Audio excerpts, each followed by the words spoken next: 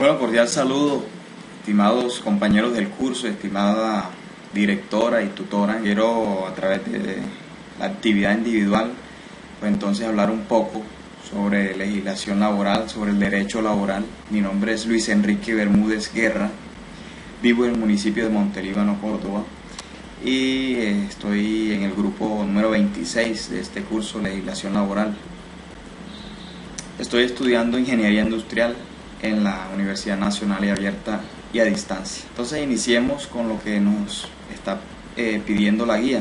En este caso, pues piden un diagnóstico sobre el trabajo colaborativo número 1, pero antes de ir al trabajo colaborativo número 1, sí me gustaría mencionar ciertos aspectos significativos del curso en su primera fase, como fue la aclaración de los conceptos. Hablamos del contrato de trabajo, que este contrato de trabajo es aquel por el cual una persona natural pues se obliga a prestar servicio a otra persona que sea natural o sea jurídica. Tiene que tener una dependencia, una subordinación de esa persona a la cual le está prestando los servicios, y además debe haber una remuneración. A eso se le cataloga como contrato de trabajo.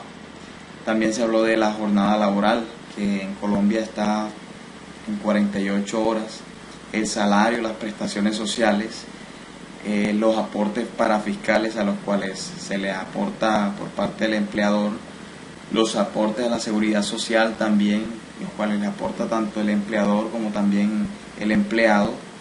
Se habló del reglamento interno del trabajo, que son todas esas normativas que tiene una empresa, y el reglamento de higiene y seguridad industrial, que ayuda al trabajador a mantener su integridad física en el trabajo. Yéndonos a los aspectos significativos del trabajo colaborativo número 1, entonces nos dimos cuenta de que este trabajo imparte práctica en cuanto a que se iba a tomar una persona dentro de un grupo selecto y se iba a hacer un proceso simulado de selección y contratación.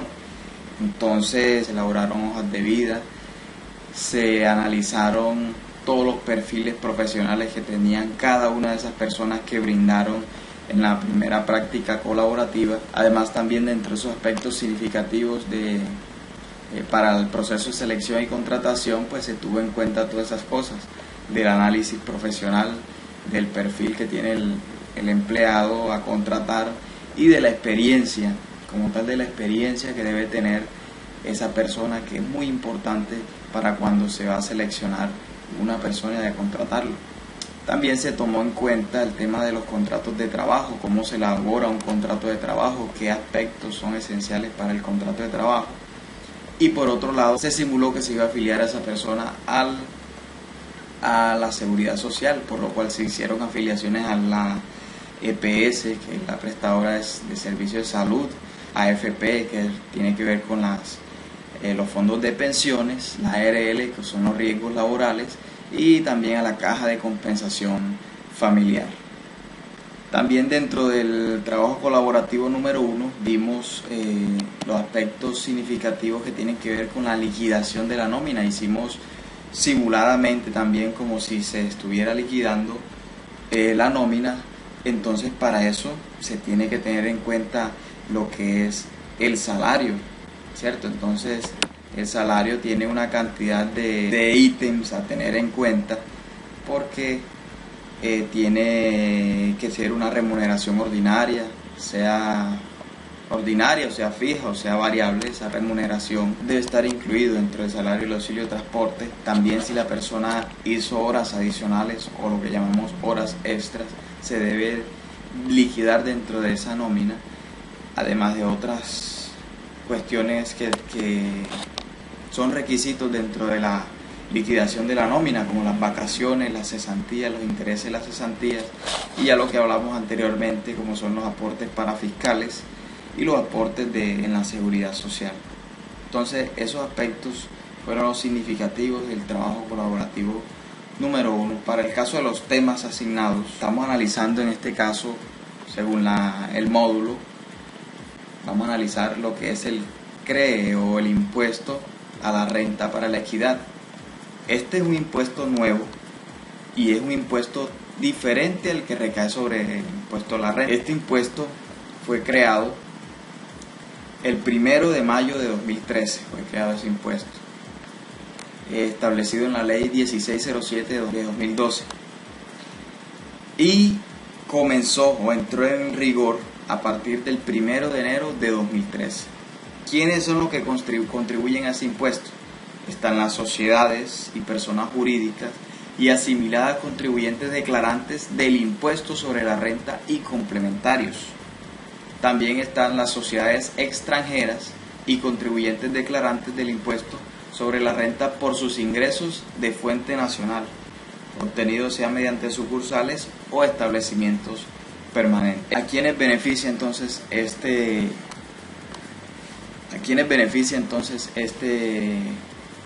impuesto? Beneficia a los trabajadores porque estimula al empleo formal, también genera empleo, disminuye la carga de los parafiscales y además hay una inversión social, estimula la inversión social.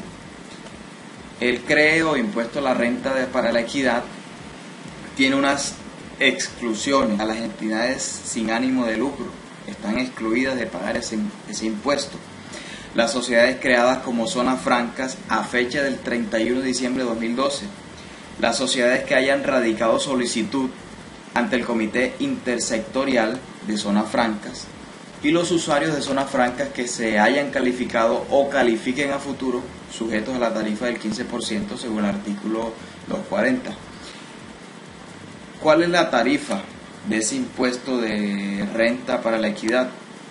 Bueno, la tarifa del CRE será del 8%, pero para los años de 2013, 2014 y 2015 serán iguales al 9%. Para sujetos pasivos del CRE la tarifa de renta pasa del 33% al 25%, pero a partir del 1 de enero de 2013. También el CRE tiene una distribución, la cual comenzó a regir a partir de 2015. Ese 8% que dijimos anteriormente que iban a aportar en los que clasifican como aportantes, se va a dividir entre un 2.2% para el Instituto Colombiano de Bienestar Familiar, también un 1.4% para el SENA y un 4.4% para el Sistema de Seguridad Social en Salud. Esa es la distribución que tiene el CRE. Hay un punto adicional de ese impuesto que se va a distribuir de la siguiente forma: el 40% para las universidades públicas, 30% de nivelación del UPC y el 30% de inversión al sector agropecuario. Hay unas rentas exentas y esas rentas son las que tienen que ver con la pensión de jubilación, invalidez, vejez de sobrevivientes y sobre riesgos profesionales, hasta la parte del pago mensual que no exceda los 1.000 unidades de valor tributario. También están exentas las indemnizaciones sustitutivas de las pensiones o devoluciones de saldo de ahorro pensional. ¿Quién es el encargado de administrar y recaudar ese dinero? Pues es la DIAN. Por otro lado, entonces, pasando ahora al otro tema que dentro de los puntos asignados en la guía, vamos a hablar de los regímenes especiales, reglamentos, el Ministerio de Trabajo, protección a la maternidad y prestaciones sociales en caso de muerte del trabajador. Para este caso, entonces, vamos a hablar de los regímenes especiales. Dentro de esos temas se incluyen lo que tiene que ver con el servicio doméstico, los choferes del servicio familiar, los trabajadores de la construcción, trabajo de menores de edad, celadores y vigilantes. Vamos a hacer énfasis a lo que es servicio doméstico y a lo que es trabajo de menores de edad, ya que son una de las partes más popularizadas y donde se tienen muchas más dudas. Hablemos del servicio doméstico. El servicio doméstico es aquel que se presta en un hogar bajo la subordinación de una o varias personas naturales en la ejecución de tareas de aseo, cocina, lavado, planchado, cuidado de niños y demás tareas propias del hogar. Esa persona que preste esos servicios puede vivir o no puede vivir en el hogar donde presta los servicios. La jornada de trabajo de servicio doméstico no puede superar las 10 horas diarias. Tiene que ser menor o igual a 10 horas diarias. El salario parte en especie y parte en dinero, pero siempre y cuando el salario sea igual al salario mínimo mensual legal vigente, el pago en especie no puede ser inferior, al 30%. El auxilio de transporte sí tiene derecho a auxilio de transporte, siempre y cuando no supere lo que dice la ley, que son 2 salarios mínimos mensuales legales vigentes. Se le pagan sus prestaciones sociales, lo que es cesantías, intereses de cesantías, y no se le paga prima, pues porque la actividad de hogar no se considera como una actividad que sea lucrativa, que vaya de explotación y vaya a lucrarse el empleador de esa actividad, sino una actividad pues hogareña. La seguridad social sí se le afilia a esa persona que presta el servicio doméstico a seguridad social, se le afilia a salud, pensión y a los riesgos profesionales, y también tiene derecho a vacaciones. Son 15 días hábiles remunerados de esa persona para que salga a sus vacaciones. Ahora, para el caso de los trabajadores menores de edad, ¿quiénes se consideran menores de edad? Pues aquellas personas que no hayan cumplido los 18 años. ¿Cuándo se considera que hay un contrato? Pues cuando el empleador reciba un lucro por el servicio del menor de edad. La edad mínima para trabajar son 15 años, pero debe tener una autorización por el inspector del trabajo de la localidad donde esté, o en su defecto por el ente territorial local. Entonces él es quien avala de que esa persona pueda laborar, o esa persona menor de edad, 15 años lo mínimo, pueda laborar para cual se la está contratando. Pero ningún menor de edad puede realizar trabajos que impliquen peligro, que sean nocivos para la salud e integridad física o psicológica, o considerados como peores formas de trabajo infantil. La jornada del menor de edad debe ser de 6 horas diarias y de 30 horas a la semana, solamente hasta las 6 de la tarde es la jornada del menor de edad. Máximo, hay una excepción, máximo son 8 horas diarias o 40 horas a la semana.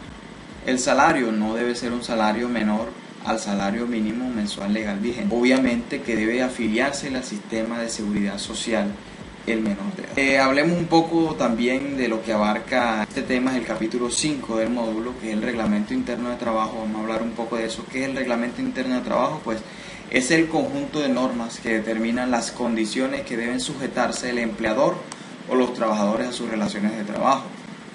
¿Quiénes están obligados a tener un reglamento interno de trabajo? El empleador que ocupe más de 5 trabajadores de carácter permanente en empresas comerciales, o más de 10 en empresas industriales, o también más de 20 en empresas agrícolas, ganaderas o forestales. En empresas mixtas, la obligación de tener el reglamento existe cuando el empleador ocupa más de 10 trabajadores. Programa de salud ocupacional. Entonces, este programa permanente de salud ocupacional debe contemplar con las medidas de actividades de medicina preventiva, actividades de medicina de trabajo, actividades de higiene y seguridad industrial y funcionamiento de los comités de medicina, higiene y seguridad industrial.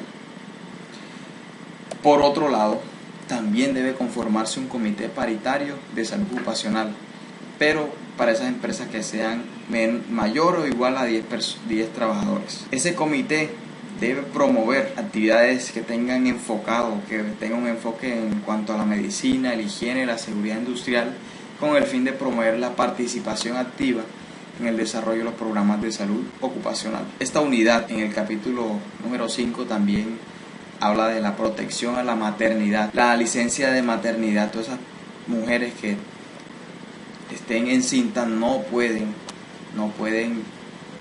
cancelársele su contrato de trabajo de ninguna forma. Entonces también la EPS deberá pagar o remunerar durante las 14 semanas de la época del parto por el valor de un salario que devengue la persona cuando dé a luz. Entonces eso se llama licencia de maternidad y puede distribuirse de la siguiente forma: antes del parto, 2 semanas, puede ella salir con licencia de maternidad, y también después del parto 12 semanas, para un total de las 14 semanas que ya habíamos hablado. Los 6 primeros meses la madre también tendrá descansos diarios para la lactancia, 2 descansos que serán iguales a 30 minutos cada descanso. Entonces ya eso se acordará con el empleador para que la madre tenga esa facilidad de lactar al bebé. En cuanto a las prestaciones sociales en caso de muerte de un trabajador, el empleador tendrá que pagarle a los familiares o beneficiarios las prestaciones sociales que el difunto haya causado en el tiempo que laboró. Entonces eso es lo que tiene que ver también con las prestaciones sociales en caso de muerte del trabajador. Espero que haya sido de mucha ayuda todo este enfoque que le dimos a los capítulos 4 y 5 de la unidad número 2 de legislación laboral, el curso que estuvimos analizando en la Universidad Nacional Abierta y a Distancia. Entonces, muchas gracias por la atención y hasta luego.